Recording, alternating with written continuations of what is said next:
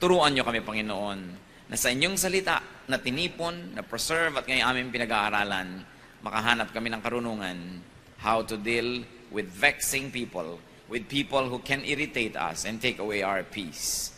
Lead us, Father. At nawa sa amin mong pag-aaral ay makakita kami ng mga application. Bigyan mo kami, Panginoon, ng karunungan na bigyan ng personal application ang mga pag-aaral na ito. Be with us, O God. Let your Spirit reside in our hearts. Teach us to obey you. Teach us to be like your Son, Jesus. Father, we commit our study to you, asking you to protect us from all evil men and from all evil spirits. Lahat, Panginoon, ng mga masasamang espiritu, malilisyosong mga tao na nagbabalak ng masama laban sa iyong mga anak, na ngayon nagtitipon upang kayo sambahin, biguin ninyo, tapunan ang inyong liwanag, Panginoon, at tupukin ang kanilang mga masasamang balak laban sa iyong mga anak. We hide in the shadow of your love. We hide under the wings of your protection, O Father in heaven. Lead us, teach us. Even, Lord, we pray that you may take care of our loved ones who are not with us right now. Sila man ilalayo sa mga sakuna at pagpapalain. Sa ngalan ng Panginoong Hesus, ito pong aming dalangin. Amen. How to deal with irritants.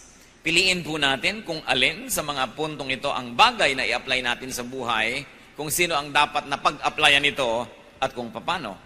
How do you deal with irritating people? Yung mga tao na ang inyong tahimik na pag-isip ay ginugulo, ang inyong direksyon ay inililigaw, mga tao na pagka pumapasok sa inyong buhay ay nawawalan kayo ng saya, ng sigla, at nagkakaroon kayo ng gulo. Avoid them. Napakahalaga na iwasan ang ganitong mga tao. Proverbs 4:14-15. Do not set foot on the path of the wicked or walk in the way of evil men. Avoid it. Do not travel on it. Turn from it and go on your way. At kung maiko-consider po natin na something not good but something evil, yung ginagawa ng mga irritating persons, then we should avoid their evil paths. Mabuti naman at maluwag naman ang mundo at marami naman tayong choices kung paano iiwas. At kung hindi natin maiwasan ang mga taong ito physically, kung minsan ay kasama natin sa opisina, kasama natin sa bahay, we can avoid them emotionally. We can avoid them spiritually. Na kahit katabi mo na ay hindi mo patulan, huwag kang sumali sa kanyang mga topics, huwag kang sumangkot sa kanyang mga usapin, at kayo man ay makakaiwas sa ganitong mga tao. That's why it is important to stop and to study people. Hindi lang natin pinag-aaralan ng isang mapa para huwag tayong maligaw. Hindi lang natin pinag-aaralan ng direksyon ng isang gamot o kaya isang produkto na binibili natin para magamit natin sa tama. Marapat na pag-aralan ang taong nakakalapit sa atin at nilalapitan natin. We should look at how they live. We should look at how people conduct their lives. And listen to what they say. And listen to what people say about them. Kung minsan ay nakakapagsisi na may mga tao tayong nakikilala. Nagsisi na ba kayo na may tao kayong pinapasok sa inyong buhay? Na dapat sana'y tahimik ang inyong buhay kung hindi lang kayo nasangkot sa taong ito? Marami pong mga tao na nakakapagsisi na sila ay nakasama sa listahan ng ating mga kakilala at nakilala nila tayo, nalaman nila kung saan tayo tatawagan, paano tayo pupuntahan, naliligalig nila ang ating buhay. Pag-aralan ang mga tao. Huwag tayong padadala sa kanilang mga kuminsan ay magagandang mga salita at kuminsan ay tama naman ang mga argumento sapagkat hindi lahat ng tamang argumento ay dadalhin tayo sa tamang direksyon ng buhay. May mga tao na mahilig makipag-away. May point sila, tama sila, pero nasaksak naman. At ikaw ay katabi, nasaksak ka rin. Binarel, nabarel ka na rin. Tama nga ang point nitong ayaw suklian ng driver ng jeepney, nakipag-away sa halagang 50 centimos, nadamay ka rin.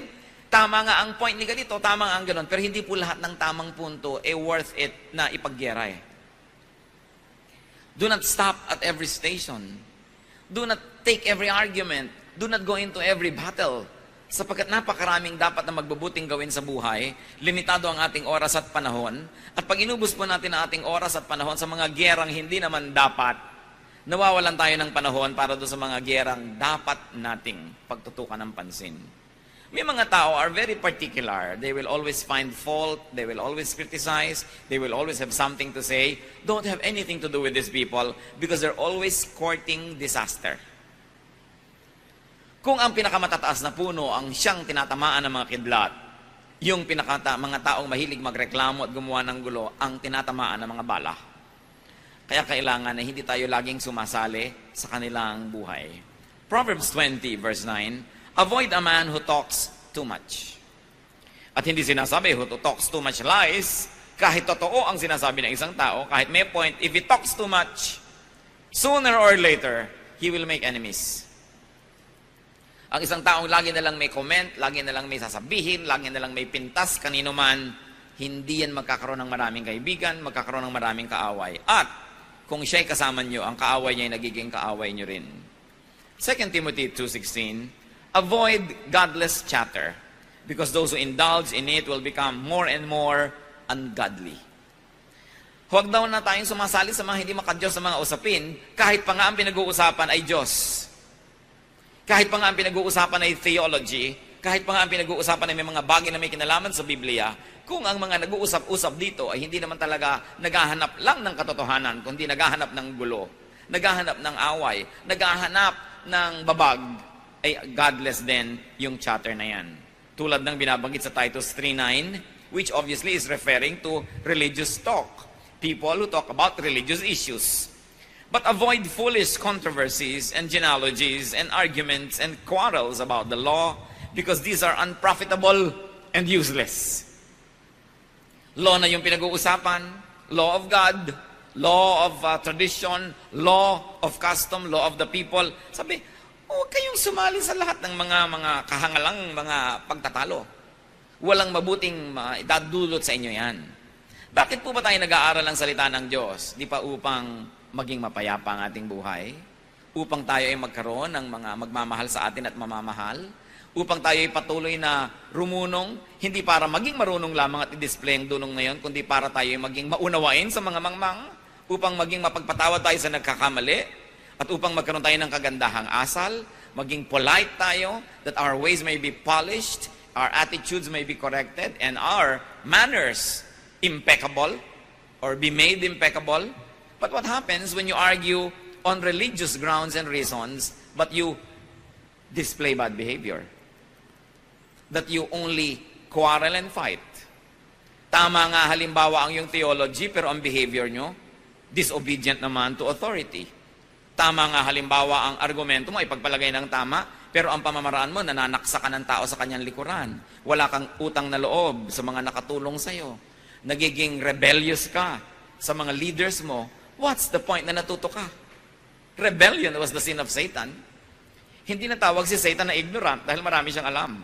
Hindi siya natawag na wrong ang kanyang mga approaches at ang kanyang mga premises, pero ang paraan niya, sinusuwag niya ang Diyos. Sinusuwag niya yung dapat sana iginagalang niya. At alam niyo po, even in religious circles, there are many people, natuto lang ng konti, susuwagin ang kanilang Bible study teacher. Umaaten ng Bible study, hindi naman para matuto, para i-display ang kanilang alam, ipahiya ang teacher, at pasikatin ang sarili. Umaaten ng mga churches, hindi upang magpasakop at mag-improve ang character, kundi upang maghanap ng babag, patunayang mas magaling siya kaysa sa preacher o sa pastor. Yan ang mga dapat na iniiwasang kausapin. Avoid foolish controversies. Hindi sapat na mayroong magandang argumento, pinag-uusapan, saan ito uuwi? Saan pupunta ang usapang ito?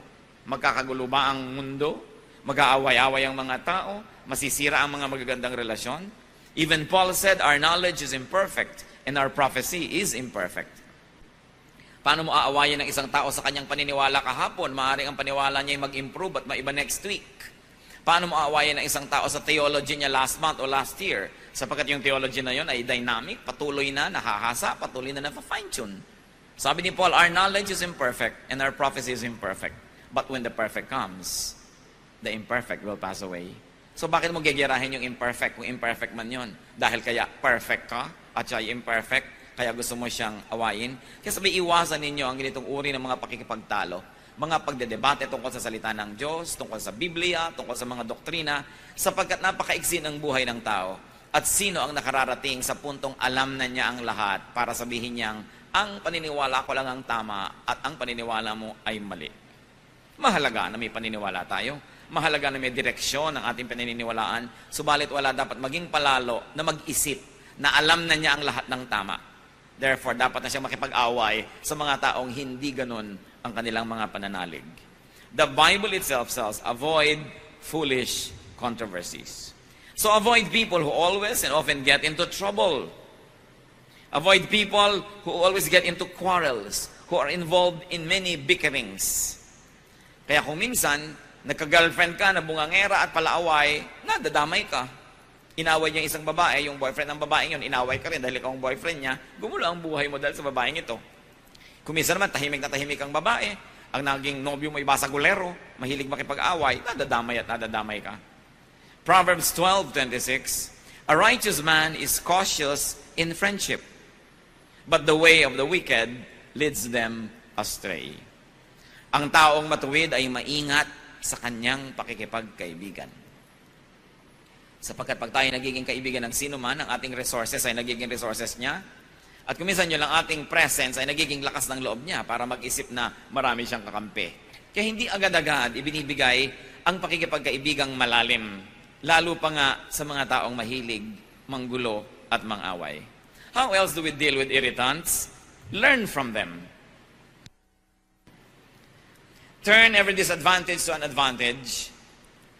Having an irritant in your life can be a disadvantage, but it can also be a source of an advantage. Learn from what they do and the result of their deeds. If P then Q, if I did this, then this is the result. Matuto tayo sa mga ginagawa nila, nagiging bunga ng mga pinagagagawa nila. And learn from what they say about you. Pag meron po mga nagsasabi ng lahat ng uri ng mga masasakit, mga di magagandang mga salita laban sa atin, ang una nating itatanong, is it true? Totoo ba ang sinasabi niya? Or is it partially true? Or is it completely true?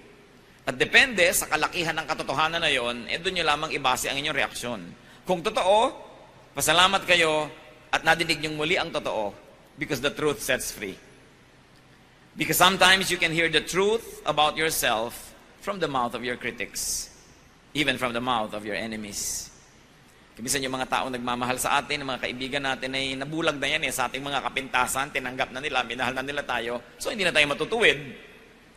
Pero pag nakinig ka sa mga sinasabing kapintasan mo ng isang kaaway, lalo totoo, ang totoo noon ay magpasalamat ka at naaalala mo ang mga katotohanan hindi maganda tungkol sa iyong sarili, may benefit din yon.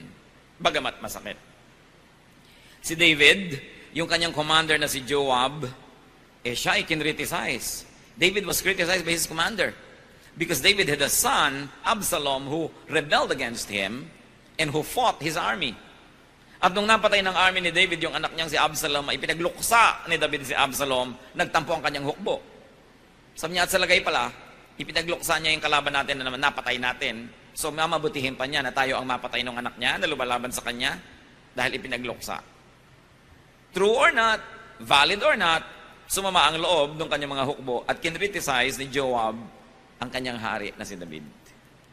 That kind of criticism was valid because the point being raised by these people was valid also. So what's important?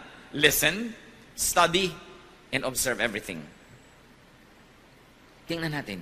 Bukas ang ating mata. Sabi mo, itong kasama ko na to, saan niya ako dadalhin? Itong kaibigan ko na ito, itong groupmate ko na ito, itong aking kabarkadang ito, saan niya ako dadalhin? No? Observe anything. Matthew 24:32, now learn this lesson from the fig tree. As soon as its twigs get tender and its leaves come out, you know that summer is near.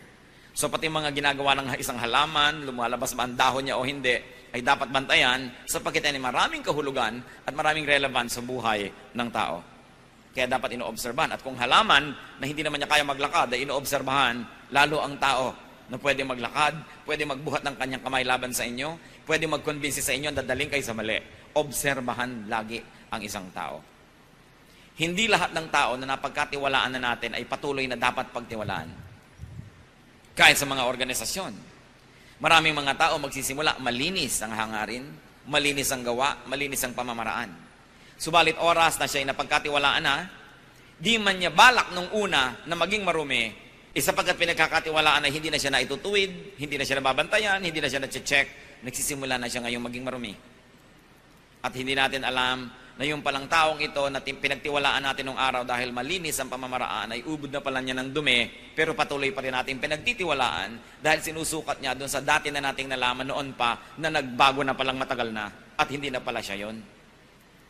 Kaya pati ang pinagtitiwalaan natin ay patuloy nating nire-review kung dapat pagtiwalaan, anong degree ng pagtitiwala ang dapat. Kaya nakikita nyo kami sa inyong mga corruption sa mga opisina, corruption sa mga pamahalaan, corruption sa negosyo, corruption kahit saan. Nung una, wala naman eh. Nagtiwala ka na ng tiwala sa iyong katiwala, yung pala naging katiwaldas na. Nagkatiwala ka na ng tiwala sa inyong bantay, naging bantay sa lakay na pala ito. Sapagkat ang tao ay pwede magbago. At ang isang nakakalungkot, pati ang Diyos, nung tinignan niya ang mundo, nung pamansimula sa Genesis, ay nalungkot siya. Sabi niya, ba't nga ba ang mga taong ito ay nalikha pa? Wala na silang alam, wala na silang inimbento, kundi mga kaguluhan at mga kasalanan at mga karumihan. Bata man at hindi nyo bantayan ng lagi, sa unay tama ang ginagawa niyan, pero pag nalaman niya hindi nyo binabantayan at may ginagawa siyang isang kabalbalan, tapos hindi siya naitutuwid at napapalo, gagawin niya ng gagawin hanggang palalayan ng palala. Isa mang kahera na hindi ino-audit, sa unang araw ay malinis, sa pangalang araw, sa pangatlong araw, pag nakakasampung araw na yun, o 10 buwan na hindi ino-audit, ang dami na pala niya na ginagawang hokus-pokus, debit, credit, kupit ang nangyayari. Kaya ang mga tao, mga kapatid, lagi natin chinecheck. Kahit asawa, okay, naniwala na ako nang naniwala sa kanyang pasya dahil ang track record laging tama. Pero ito bang magiging pasya na niya na ito ay tama? Dapat ko pa rin reviewin. Hindi tayo dapat na mawalan ng pagbabantay because the devil prowls around like a roaring lion seeking someone to devour. Nag-aantay ng pagkakataon. Tatandaan natin, ang mga problema ay hindi laging nandun sa simula. Subalit sa ating pagwawalang bahala, lumalaki ang mga yon.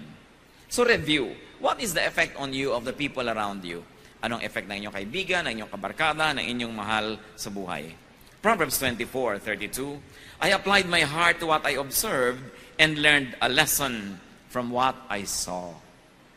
Kuminsan ang nakakalungkot, maraming mga tao habang sila ay nasa poder ng magulang, ang dami nilang reklamo tungkol sa kanilang magulang. Hindi sila natutuwa sa ugali ng magulang nila. Ang magulang nila ay masungit, ang magulang nila ay maramot, ang magulang nila ay ganito, ang magulang nila ay ganon. Pero, nung naging mga magulang na, ganon din sila. Inuulit lang nila ang mga kamalian ng mga magulang nilang dati nilang tinutuligsa nung sila yung mga anak na nagdurusa. Because we never learn from what we see. Because we never learn from the mistakes of people around us. That's why it is important to be observant. And the Bible is light on our path that says, don't walk this way, walk here, walk that way. Nakikita na natin napakaraming mga nangyari sa mga taong gumawa ng ganito, ang naging bunga ay ganun. Tapos ganun pa rin ang gagawin natin. Di ganun din ang magiging bunga. Observe. What else do you do with people who irritate you? Well, ignore them. Especially if their issue, their concern, especially if they do not pose imminent danger or real threat to life, to safety, to property, or to your well-being. Kung dal-dal-dal-dal lang, hayaan nyo na, palampasin nyo na. Ang chismis ay namamatay pagka hindi sinasagot. Humahaba lang yan pag sinagot nyo. Parang tennis, nagpukol sa inyo ng bola, hindi nyo naman pinalo pabalik, di walang babalik. Magpupukol uli yan, hindi nyo uli pinalo, hanggang naubos na yung bola niya, tama na. Pero habang pinapalo niya, ibabalik niya, pinapalo nyo, binabalik niya, ang tagal ng laro. At ganon ang mga away. May sasabihin si ganon, magko-comment ka, makakarating naman sa kanya, ko-comment siya, hindi na matapos-tapos. Ignore them, especially if they do not pose real threat. 1 Corinthians 6:7, the very fact that you have lawsuits among you means you have been completely defeated already. Why not rather be wronged? Why not rather be cheated? Sapagkat sinasabi ni Paul sa mga Corinthians, tiisin nyo na, pagpasensyahan nyo na, palampasin nyo na kaysa demandahan kayo ng demandahan ng mga maliliit na bagay. Kagastos pa kayo sa abogado, nahirapan pa ang loob nyo, nag-away pa kayo. Pero hindi po universal itong teaching na ito. Paul was addressing a very specific group of people concerning very specific problems. Hindi ibig sabihin na lahat ng Kristiyano sa lahat ng panahon, sa lahat ng lugar, hindi na pwede magdemanda ng kapwa Kristiyano. Pero ang sinasabi dito, kung mas malaki pa ang magiging damage sa iyo ng pagdedemanda mo, nasira pa yung testimony ninyo, palampasin mo na lang. May mga bagay na mas kapakipakinabang na palampasin. Pero kayo po ang humusga kung may mga bagay na hindi dapat pinapalampas. So kayo ang mag-judge noon. Hindi tayo bound to always not bring anybody to court dahil ang sinabi dito sa Corinthian. Kasi this was a specific solution to a very specific issue of very specific people. If you find universalization in it and application in your life, do it. But if you think that it will really damage other people and more people and it will not really bring out the truth to just say, bahala ka na, hindi na kita papansinin, kayo magpasya nun. Kailangan nating ipanalangin niya ng mabuti. Kung minsan naman kasi, yung pagod natin sa pakikipaglaban higit mamang mahal kesa doon sa premyo ng pananalo. Kaya dapat nag-iisip din tayo na it's not worth it. A major train does not stop at every station. Pinipili niya kung saan siya titigil. And of course, you have to learn to choose your battles. And there are many battles that are just not worth it. So, ignore. Try to ignore people. What do airplanes do when there's a storm? They fly above the storm. Ilang beses na yan, lalo at domestic flight. Hindi naman sobrang tumataas yung mga aeroplano. Kung may masamang panahon, sasabihin ng kapitan, fasten your seatbelt, there is a turbulence or there is a storm and we're going to fly high above the storm. Tatandaan po ninyo mga kapatid, magulo lang ang himpapawid habang malapit sa lupa. Madali lang bumagsak pag malapit ka sa lupa. There is a certain distance from the ground wherein you will not even fall dahil hindi ka na hinihila ng gravity. Kaya mga astronaut, lumulutang-lutang na sila kung saan sila naroon. Tinuturuan silang paano kikilos kung ikay hindi nahuhulog at lumulutang ka lang. At maraming mga flight, nagkaka-turbulence lang yan pag nagla-landing o kaya pagka nagte-take off kasi malapit pa sa lupa. Pero pag mataas na mataas ka na, hindi ka na kayang abutin ng hangin. Mga kapatid, read the metaphor. Pagka ang spiritualidad natin ay napakalapit lagi sa lupa, abot na abot tayo ng lahat ng bagyo, lahat ng hangin.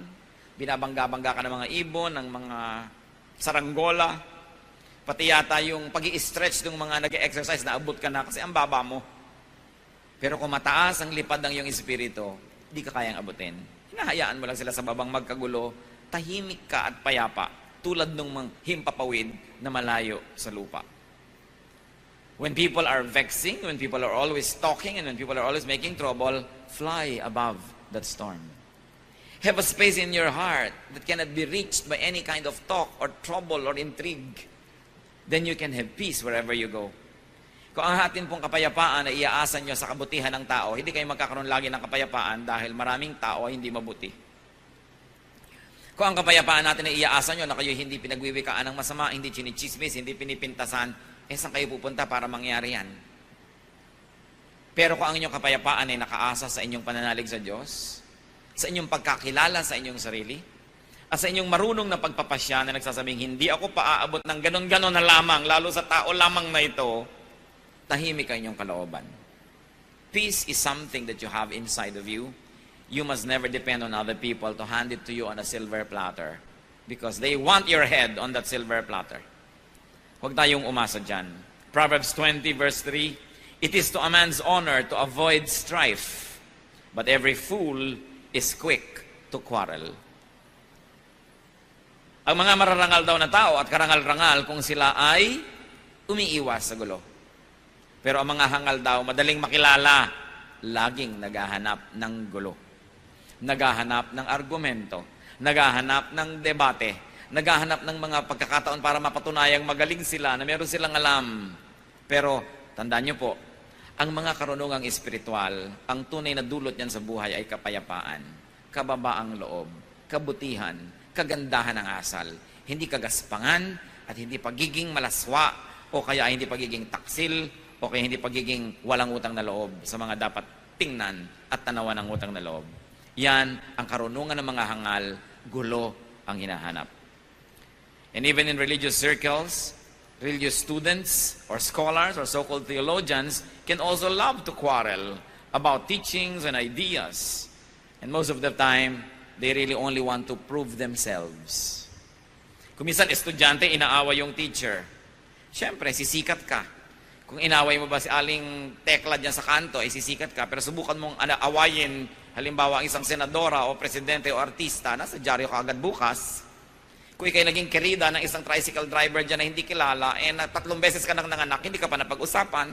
Pero kung naging kerida ka ng asawa ng isang sikat, napag-usapan ka na agad. Even in religious circles, people try to be popular and famous by picking up quarrel with those already well known. So hindi mo dapat bigyan ng pagkakataon. Marami pong mga tao, ganyan lang ang gusto sa buhay, magpasikat, patunayan na marami silang alam, at gusto nila sirain yung mga taong kinakainggitan nila. Yung mga taong gusto nilang maging, kung hindi nila matupad yon, hindi nila maging katulad, hindi nila madaig, sisirain nila yon, sapagkat yan ang kahulugan na mainggit. You want to destroy anything that is beautiful. I heard someone said, at natawa,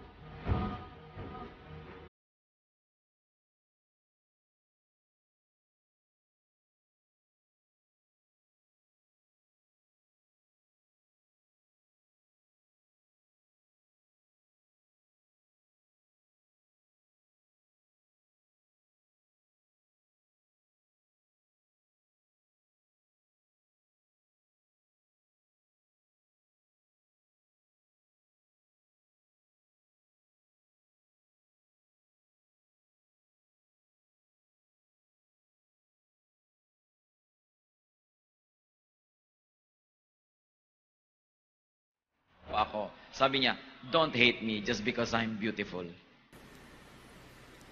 Baka gusto niyang sabihin niya sa mga nagagalit sa inyo ng walang dahilan, don't hate me just because I'm intelligent. Don't hate me just because I'm rich. Don't hate me just because I'm popular. Don't hate me just because you cannot be me. Pero marami pong ganong mga tao, huwag na lang patulan. And what do you do? How else do you deal with these irritating people? If you must, if you absolutely must answer them softly. Sumisigaw sila, huwag kayong sumigaw. Nagagalaiti sila, huwag kayong manggalaiti. Kasi pag pareho na lang kayo, di pareho lang pala kayo. Kailangan iba yung inyong behavior. Impeccable. You must be like a pond without blemish on its face. You must be the picture of serenity. And only through that imagery, people around you will say who the foolish one is and who the wise one is. Proverbs 15:1, a gentle answer turns away wrath, but a harsh word stirs up anger. Tandang-tanda ko yung minsan na may nag-aaway na magkapatid, galit na galit ang ate. Sabi ng kapatid na bata, pasensya ka na kasi tanga ako. Ano pa ang pwede mong sabihin?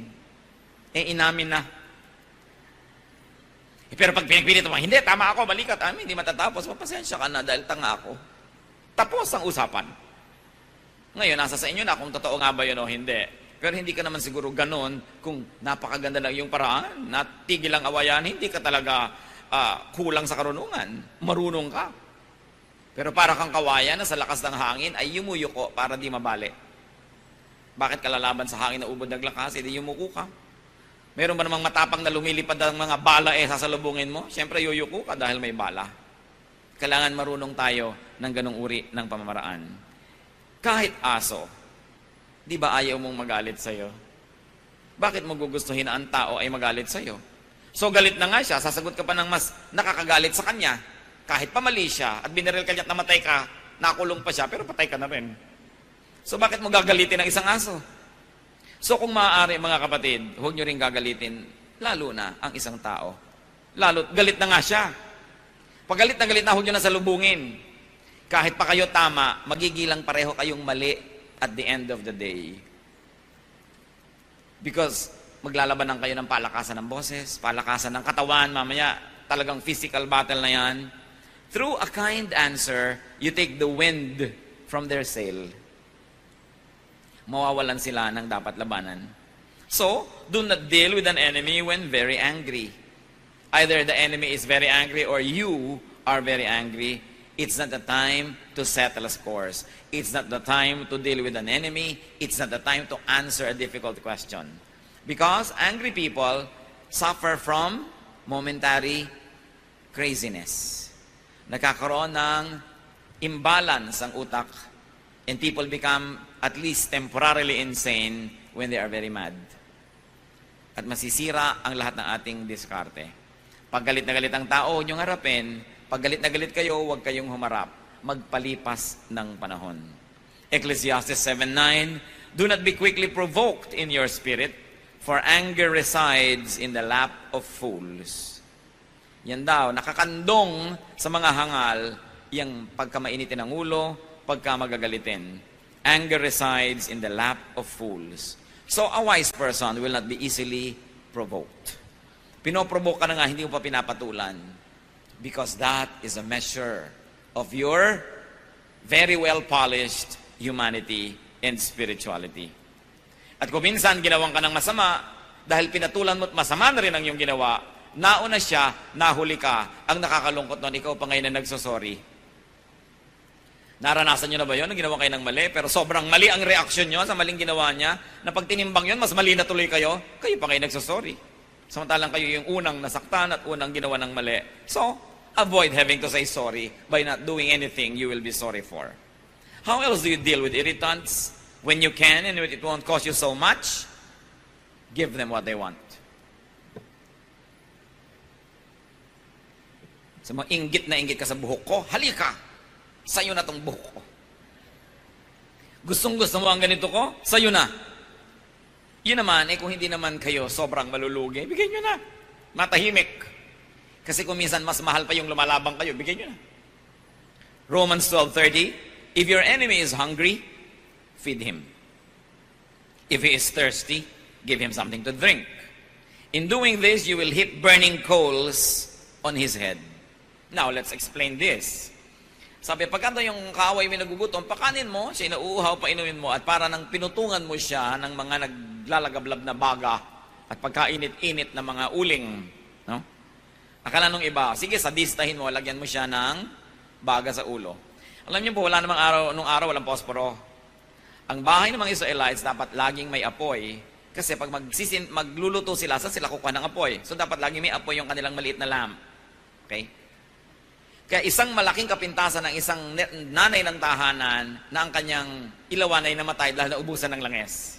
Kaya ang description doon sa babae sa Proverbs 31, yung kahangahangang babae, her lamp does not go out at night. Diba? At saka yung sinabi yung mga foolish virgins na ubusan ng langes ang kanilang ilawan, napakalaking kapintasan. Ngayon sabi, kung ang iyong kapitbahay ay kumakatok sa'yo, nangihiram ng baga ng kalan mo, dahil yung kalan niya ay nanlamig na't namatay na, magluluto siya. Alam niyo naman kasing baga, hipan nyo lang yan, lagyan nyo ng mga kung ano-anong mga tuyong mga dahon-dahon, mag-aapoy na uli. Sabi, may kailangan pala siya, ibigay mo and you will heap burning coals on his head. Because people carried their baggage on their heads, no, in the olden days, and they usually would bring a broken pottery or broken jar on their head. Doon mo ngayon ilalagay yung hinihingi niyang baga, so you will heap burning coals on his head. Hindi para mainitan siya. Ang ibig sabihin nito is not to torture your enemy. Ito ay quotation kasi from Proverbs 25, verses 21 and 22. But it means, make them grateful.